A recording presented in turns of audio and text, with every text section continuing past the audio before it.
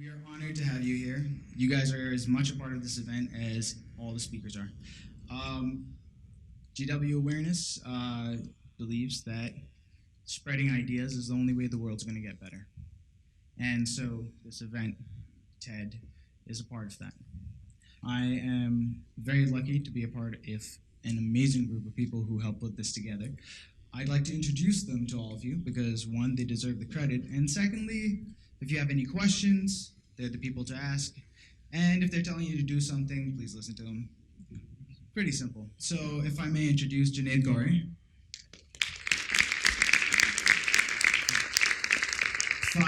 Fadi Hiji, if you wouldn't mind. Who's writing? Fadi Hiji. Come on down, come on down. Pay attention to the faces. Pay attention to the faces. Robert Oppenheimer.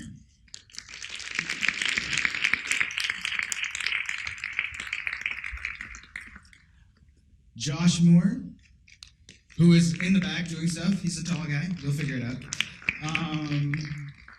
And finally, Chris Marino.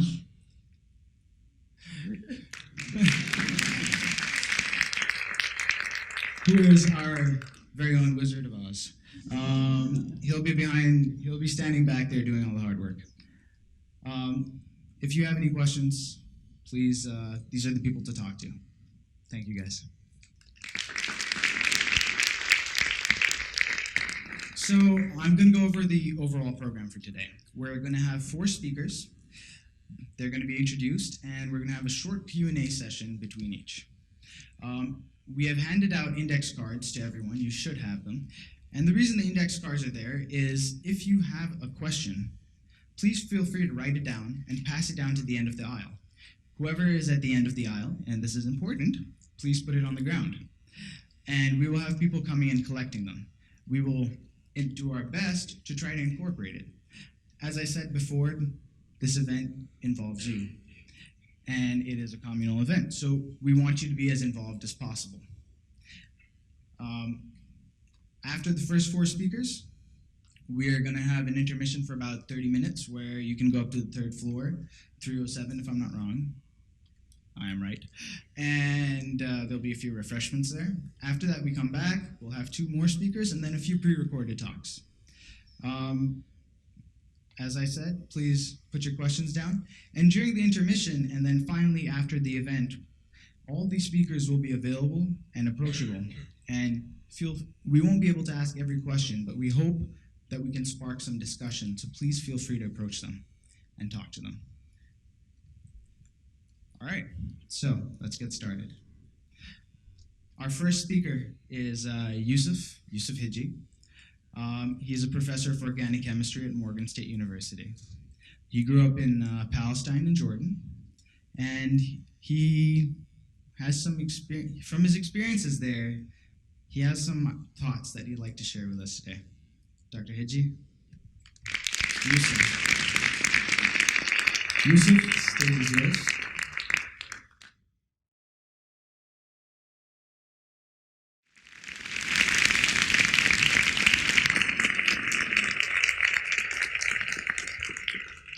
Thank you very much, Yusuf. We received a few questions from the audience. However, if anyone has any more, please pass them forward right now. Okay. Dr. Yusuf, you brought up some very interesting points. One of the things I found most interesting, and I think we all did, was the fact that in many ways we're trying to catch up with Mother Nature. That's right. And a lot of that has to do with creativity and how we're able to do that. So how important do you think it is to have creativity as part of formal education? Okay. Creativity is very important. Actually, you have to be creative. You need education to have creativity. You can't be creative if you don't have knowledge. You have to connect them together. You have to learn, look around you, study the problem. After you study the problem, you have the knowledge and see what's available. You can inspire you to do specific things. If you go do it as an engineer, specific things, you'll do them wrong. But you look around in nature, how nature does it. That will give you the clue. Since nature usually does it with the lowest energy, with the easiest way it can happen. That if it happens in nature, that means it should be the easiest way to go. Since it has developed over the year to have the best way to go. So you have to learn from that too. I see. And as far as talking about the desert and water, as you said, even the developed world is just suffering from water shortages. When do you think that this dream of everyone having safe, clean water might be realized? Sure, after we make that material, we have that available so you can build it in your house or put it in your helmet. And actually, for that, you can collect the water from the air. And the water from the air is clean. You think it's cleaner than the water we get from the river or from the lake. Since actually what comes in the air, it is good. They think it is not clean, but if you can breathe it, since every minute or every breath you take about half a liter of air. With all that stuff comes into you, if that's bad for you, actually you will not be able to live and breathe. If you can get the water from that air coming to you, that should be clean enough for you to drink, actually, and to save a lot of your problems. Yusuf, thank you so much.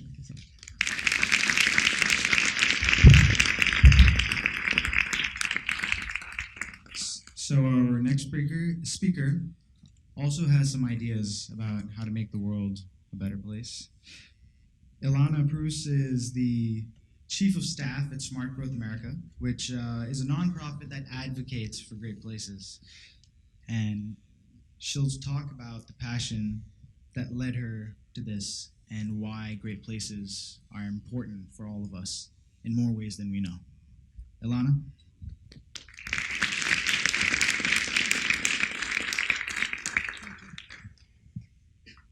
Thank you very much.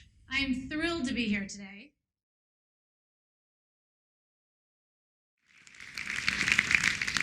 Llana, thank you very much for that. You definitely make us question the typical American dream of the white picket fence in suburbia. Mm-hmm. It seems obvious that that's not the right way for America to go right now. Well, it's a funny thing. I'll answer that in two ways. One is, if that's where people want to live, people should have their own freedom to decide what kind of neighborhood and what kind of community that they want to live in. Nobody should be telling anybody where they have to live. That's not the American way. The other part of it, though, is that there's consumer preference polls, there's real estate polls that are happening all over the country that are showing us that that's not actually where most people want to live. The majority of households in this country, in study after study, are showing that they want to live in these kinds of great places. So it's not that you can't have the white picket fence, it's the question of where is your white picket fence? Okay. And now talking about all these houses that are available to us that are being foreclosed, what happens to them now? That's a good question. There are many different regions across the country that are trying to figure that out. In some places, those properties are getting bought up by a local land bank so they can hold on to the land, make sure the houses aren't getting vandalized in any way, and see if the market turns around. In some cases, those homes are actually becoming subdivided into apartments because they're so big.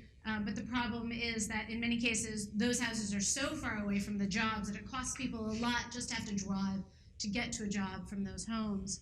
And then in other neighborhoods, they're really looking about shrinking neighborhoods. How do we look at entire developments that really never happened, that are standing empty, and maybe those shouldn't have happened in the first place because there was so much speculation going on, and how can that neighborhood sort of return back to nature in some ways? Thank you. One last question. In these great places we talk about, you talk a lot about small businesses and how they're growing. In the current recession, is small business really what's going to help us get out of this? That's a great question. Because one of the things you say is that the great places, we should be moving there, we should be promoting them. Mm-hmm. That entails small businesses, but can that really help us get out of the current conundrum? I think that's a great question. I also love small businesses. That's a whole separate conversation. I actually think small businesses are the way out of this recession, that in theory is over, although it has yet to be proved, I think, to anybody that's over. Because it's the small businesses that are trying out things, they're creating new ideas. There's a lot of research that shows that when we're creating more businesses, whether or not they succeed or fail, but purely the basis of creating more businesses, helps our economy be stronger. And we've seen over the last bunch of years that very fewer new businesses are being created because people are so worried about what's going on. I do think that the small businesses are the engine of the economy. They employ something like 80% of the whole workforce. So really thinking about how we're supporting those small businesses and how they can be in great places where people can get to them, I think is a key part of it. All right. Thank you so much. One last question. Since we are in a college audience here, what can we specifically do to help promote these great places? Well, you as college students, you live in a great place, right? I don't know why each of you chose this university, but you have a chance to walk to things and get to things. You can drive if you choose, you can take a metro, you can walk there or bike there if you want. Great bike share system in this country. When you decide where you're going to go next in the world, you can bring this with you. You can choose where you want to live. You can choose where you're going to shop, and you can choose how you're going to be a part of that place. Like Jeanette, you can choose to really celebrate the place that you moved to and be a part of other people celebrating that. For instance, I live in Tacoma Park, Maryland, and we have a great street festival going on in downtown Tacoma Park tomorrow. It's things like that that bring a community together so you can be a part of that great place. All right, llana, thank you so much. Thank you.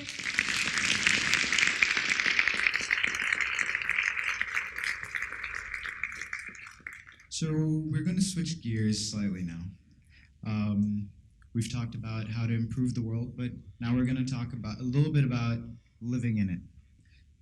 Paul Tschudi is a professor of health sciences and the counseling department here. He's a war veteran and a psychotherapist and has led quite an uncommon life. And he's here to share a little bit of it with us.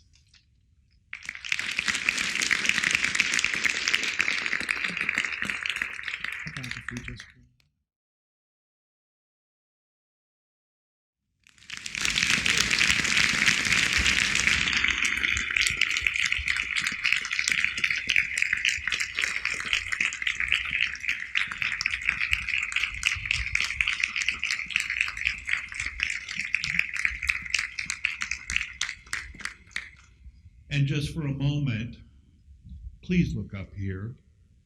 These are some of the many, many people who are responsible for me even being able to be here today. Paul, I think I speak for all of us to thank you for sharing something so personal and so powerful. It's a brave thing to do that. And thank you for making me do it. I did what I could. A little coaxing here and there. The only question I have to ask is that I think a lot of us at this age are soul-searching in some ways. How does your experience and what advice would you give us in moving forward?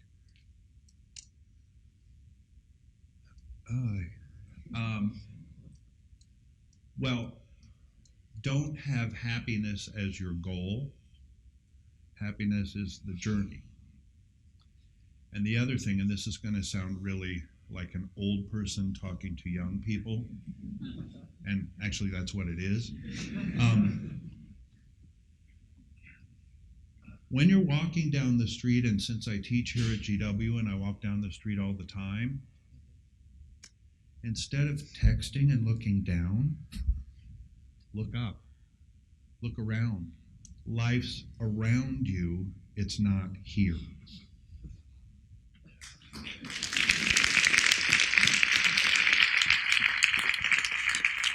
Paul, thank you so much.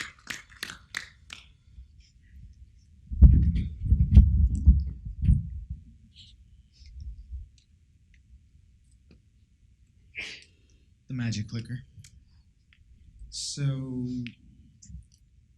our next speaker is Lori Bell. She, like Paul, has quite a few miles under her belt, both internally and externally. When we first got in touch with her, she was about to take a bike ride across the country, but she postponed it just for us.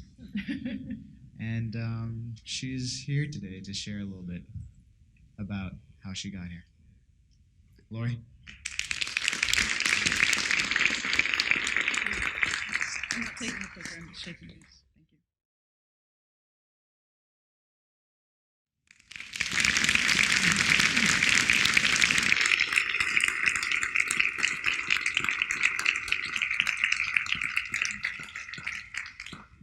Thank you so much for sharing that with us. Talking about the bike journey, Okay. how does this relate to the message about going into adulthood and really taking on the world? Okay.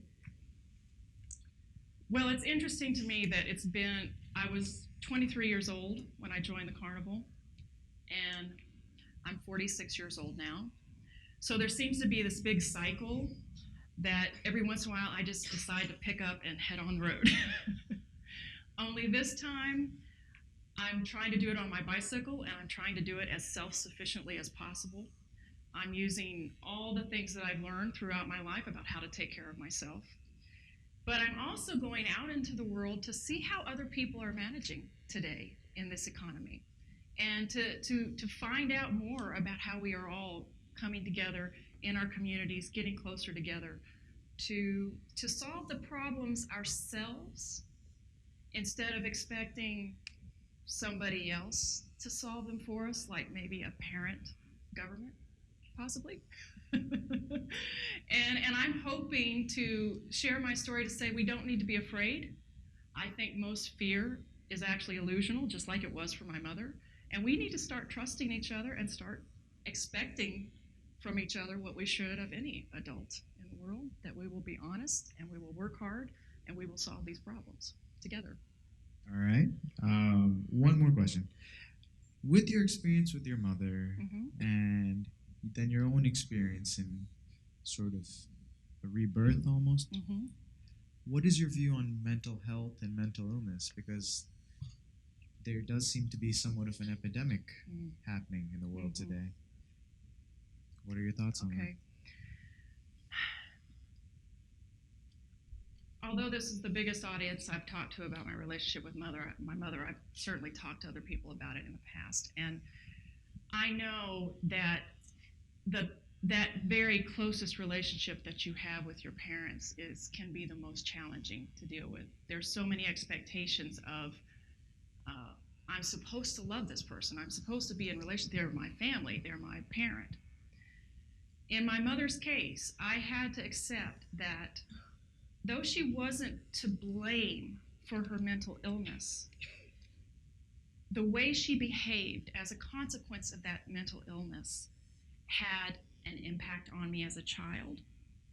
And to the degree that there's an underlying condition there that hasn't really changed, even though she's in a kind of assisted living situation now and she is on medication, her way of relating to me as a separate individual with my own feelings and my own preferences hasn't really changed, in that she really can't recognize that.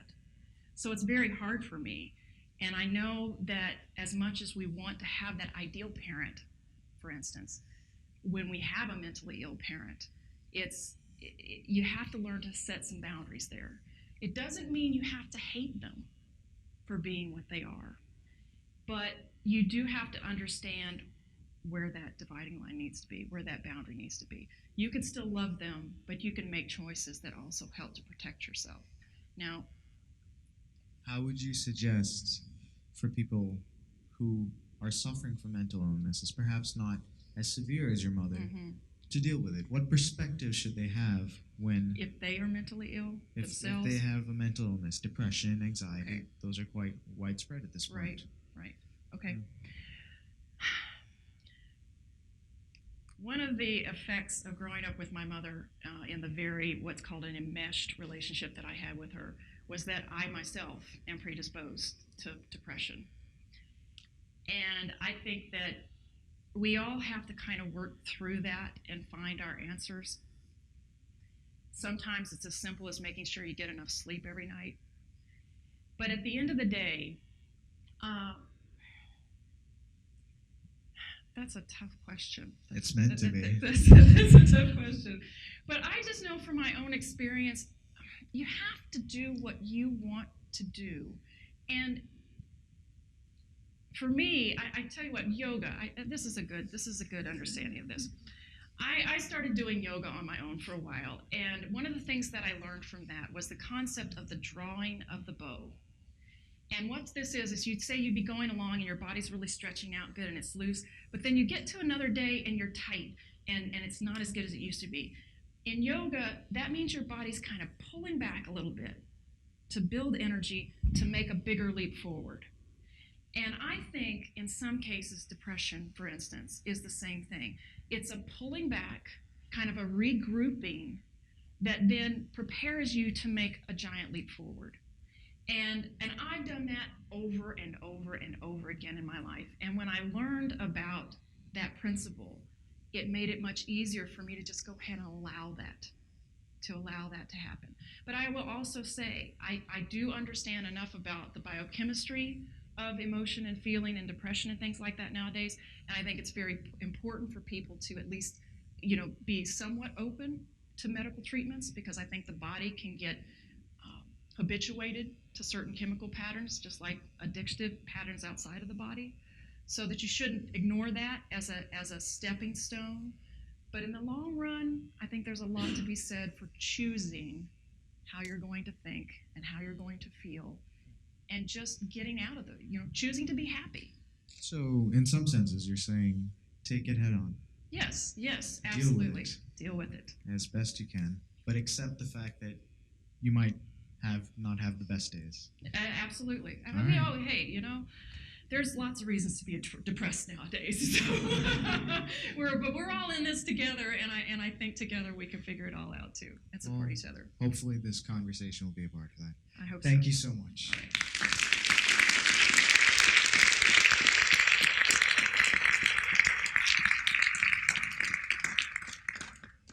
So, as we talked about before, we're all a big happy family, and we got a few questions for the speakers that already spoke. So I'm going to call you up one by one, if you wouldn't mind answering one or two questions. Yusuf, if you wouldn't mind coming up here. Pass this back and forth. Excellent. Yeah, it's a little game. Does rural America really have a chance at becoming great? Oh, that's a great question. Thank you, whoever asked that one. Rural America is actually perfect, because if you think of small town USA, right? You can name your TV show or favorite kids book. What do you picture in those things? You think of Main Street, right? You think of 1 or 2 story buildings. You think of people being able to walk into town. You think of the town square. That's the center of rural communities, is places like that. And it's those places that I think are the most primed in many cases, where they have maybe forgotten to pay attention or haven't really thought about how they need to preserve that or enhance that with more people coming to their area. And so instead, it's really sort of spread all over the area around them, and in many cases hollowed out their historic Main Street or downtown. And so every small town, every rural small town can be a great place. In some cases, it's going to take a lot of work to get it back there again, though. And the second question, which again comes back to businesses, is considering how much internet shopping has become a part of things, how does that affect the marketability of these small businesses? Because these great places, as I understand it, involve convenience, the fact that I can just go to the store. But if I can order it online, it comes straight to me. So how does the internet shopping affect the marketability of these small businesses in great places? Let me think about that one a second. I have 2 parts for you. One is in California, in the San Francisco Bay Area, where obviously there's a huge amount of high tech. There's a lot of metro subway stations, commuter lines, and they did a study and looked at who are the businesses that locate within these developments around each of the train stations? Is there some business that overwhelmingly is in that area? And they found that it was actually the high-tech firms that picked to pay a premium to be at the train stations because they knew that their employees wanted to be able to be close to other people, and they wanted to be able to be near or have easy ways to get to other places. So I think that regardless of how high-tech or how internet-based we become, and to some degree, my personal opinion is the more we spend time at work online, the more we're actually seeking out communities where we can see other people and be in places where we can gather together. That's one part of it. On the other hand, maybe it's an old-fashioned thinking, but I do think there is some business that will always be face-to-face. One of the businesses that just came to my downtown is actually a hardware store. It's an Ace hardware store created by the same woman who has opened up, it's her 7th in the DC area. It's a small store. It's a different scale store in many cases than the big stores that you can see out on the edge of a community. But it's a place where you can go, and for somebody like me who I don't actually know what I'm looking for most of the time when I need something at a hardware store, somebody will actually walk me through the store and show me exactly what it is. So I think there will always be businesses where there is an in-person piece, an Apple store that has become a social meeting place, even though you can buy your MacBook online. There's a lot of forms of retail and shopping that will always be face-to-face that will be a basis of this. So would it be fair to say that essentially the human element is ubiquitous? All right, well, thank you.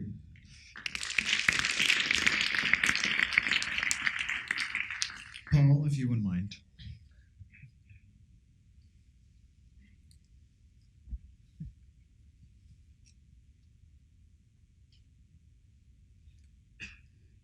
So, you are now a practicing psychotherapist.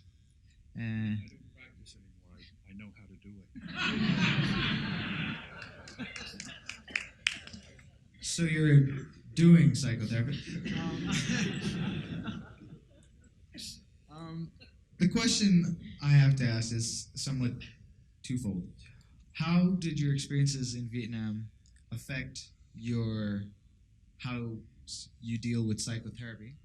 And secondly, how have you found that to relate to the veterans of the wars that we are currently seeing?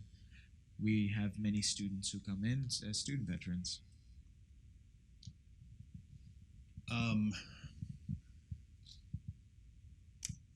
Everything that I've done in my life helps me as a psychotherapist to relate to the person sitting across from me. But I'll have to say that one of the philosophies that I've adopted as a therapist is not to pathologize everything that human beings experience. And it seems to be a trend that every kind of life transition we go through has a pathology named to it, as opposed to just seeing it as part of life, and to make transitions and get used to life and pursue life on your own. We're all survivors all the time, and we just have to appreciate the fact that we all have our own strengths to draw on, and not to rely so heavily on what's wrong with us, but what's right with us. And insofar as It was twofold, so go ahead. yes. To be honest, it took me a while to get to the point where I felt like I had anything to contribute to the veterans of these current conflicts.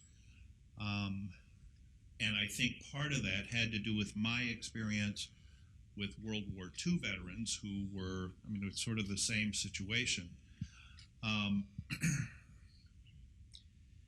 But I think there are so many similarities with Vietnam veterans and Iraq and Afghanistan veterans that we're just beginning to scratch the surface.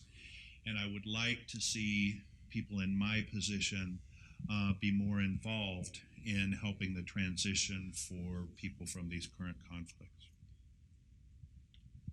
Thank you.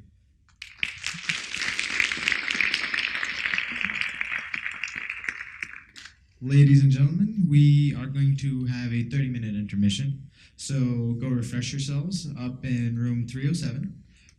The organizing team will be staying down here, so if you want to come ask us questions, hang out, give us hugs, you know, the usual, you can stick around. Please be back within half an hour, and we will continue. Thank you.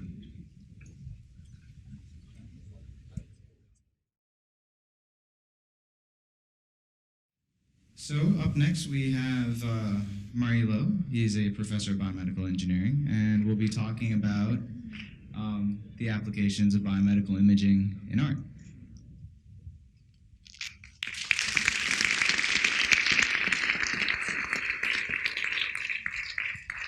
The stage is yours.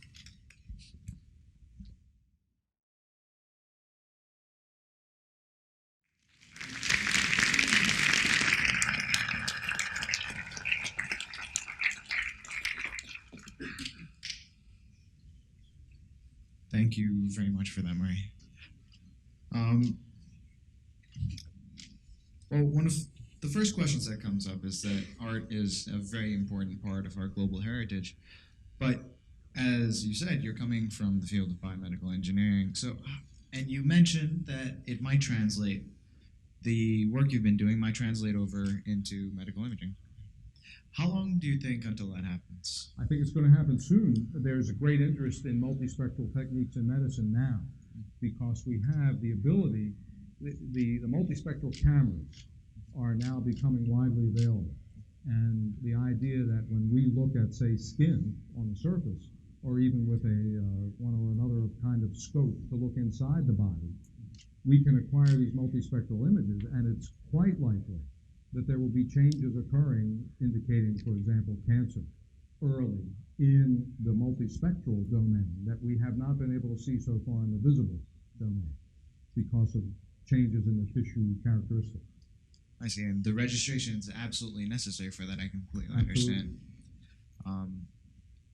Thank you so much. It's very interesting in the way that it is. We have a few questions. Do you see other? Well, we already. Do you see other possible applications to this technology outside of medicine and art? Well, I'm sure there will be. You know, to give credit where it's due, some of the multispectral work has come from remote sensing. You may know, of course, from satellites and airplanes, we take multispectral images of the Earth to do land classification and so on. Registration has never been an issue there because the scale is so much different. But some of the basic techniques we've gotten from that area. So it's possible that as remote sensing gets better and better, that some of the registration methods will be useful there. All right. Well, thank you so much. Thank you.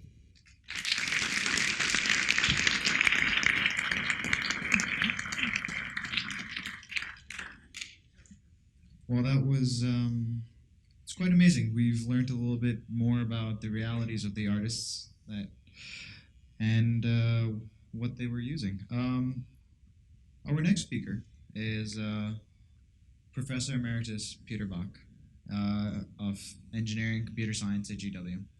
He has spent the last 40 years working on artificial intelligence and has some amazing ideas to share with us.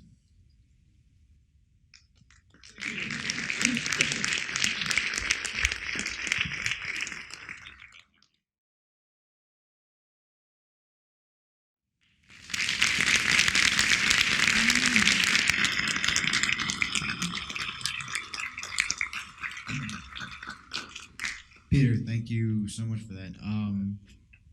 As I understand it, almost seemed as if Eliza had her own personality, just sort of figuring out how she's painting pixel by pixel. We'd like to think so. Right. We'd like to think so. However, remember that she learned her personality on the basis of two things. A set of, shall we say, Van Gogh paintings. I'm sure Paul would have a lot to say about what that might do to a personality. Renoir might be a better example. An ear might be lost in the process. Yeah, right. and a careful control of her emotional centroid, which of course is controlled in the human brain by the amygdala and its associated elements in that area of the limbic system in the center of the brain, which are not difficult to simulate, and those were what was set by those parameters. Well, talking about this and talking about creating Mata, essentially an artificial being that is on par with humans in Well, not Eliza, but Mata. Yeah, Mata, yes. Still to come. Yeah. to come. Doesn't that also have the presumption that we have a full understanding of humans physiological, neurologically, psychologically? Well, it helps to understand that, and that's why I went back to school and studied neurophysiology and cognitive science. I didn't know that I would become a cognitive scientist, but I did as a result of my research. Mm-hmm. It had to be. I couldn't do any of this without understanding how the brain works.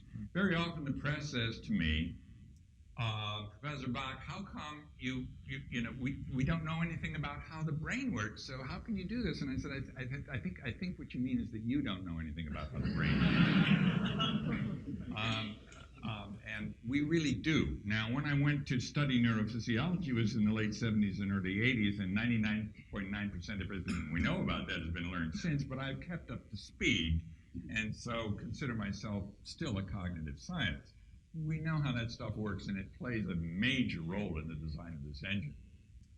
Finally, one thought comes up, which is, as you know, there's a movie, AI, and then there's Frank Shelley's Frankenstein. Do you have any intention of Mary Shelley's Frankenstein. I apologize. Do you have any intention of creating another motto? Do you see any dangers? Yeah, I do. That's another discussion. It terrifies me, to be quite honest. It terrifies me to imagine that we could accomplish this because, of course, everybody's going to want to have one of these working in their house to do the stuff you don't like to do. But if they're as bright as we are, they're going to understand their predicament. And so they're going to come to you and say,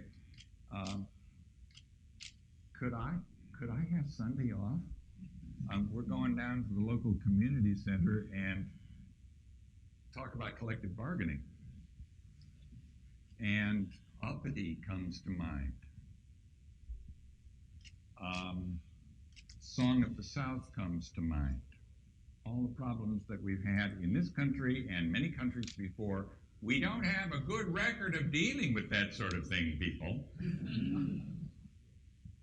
So I hope I'm the only one that's going to do it, but I won't be, because it's not hard to do. Once you're done it the first time, it's also not hard to make her reproduce. A lot easier and a lot less painful than it is for a human female to do it with a human male for a few minutes. That's a terrifying problem that we have to be very careful to make sure does not happen, because we don't need another slave race on this planet. We don't need to go through that again. And the United States has a particularly bad record in that respect. And so do you believe by you being the first person to do this, you might have some ability to prevent So such now abuse? I'm going to rationalize my head off. Go into denial. Well, somebody has to do it, so it might as well be me, you know.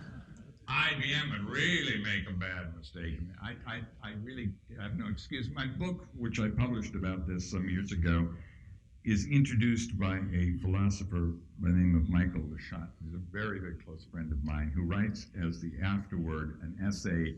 It's entitled Artificial Intelligence, Can We and Should We? And the answer he comes to for the first question is yes, and the second question is no. And I happen to agree with him. The movie Artificial Intelligence, AI, you remember that movie? The ending's stupid, but the rest of the movie is incredibly compelling. Do you remember the Fellini-esque scene in the Circus Maximus where all the old computers are being torn up and the human audience is watching that with great glee. Are you one of those people in the audience? Could you go in? Have you ever been to a bullfight? I have. I ended up in Madrid standing up and saying, "This is obscene!" and walking out. Fortunately, I don't think they do it anymore. They just had their last bullfight or something. Thank God. Maybe it's in Spain, maybe it's Mexico. I don't know. Anyway. Yeah, I mean, it's terrible, terrible problems. And it all ties together with what Paul was talking about and what Lori was talking about and what everybody was talking about today. It has to do with understanding that it's not the goal that it's important, it's the journey. Because if you think about the goal you're all faced with, your ultimate goal is death.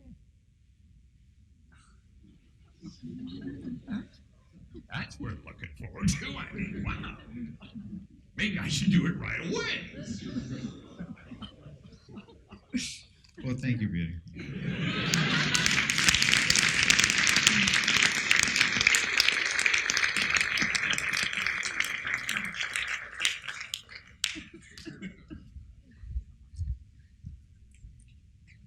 Thank you very much for that.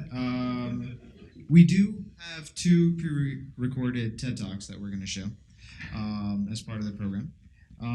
The first one is by I think your mic's. I think it's something he said, not what. I think your mic might still be on. Oh, my mic. It's my turn now. I think so. So the first talk is by Tony Porter, and it's a discussion of great importance, I think, as we figure out what it really means to have gender equality and our roles in society. Hope you enjoy it.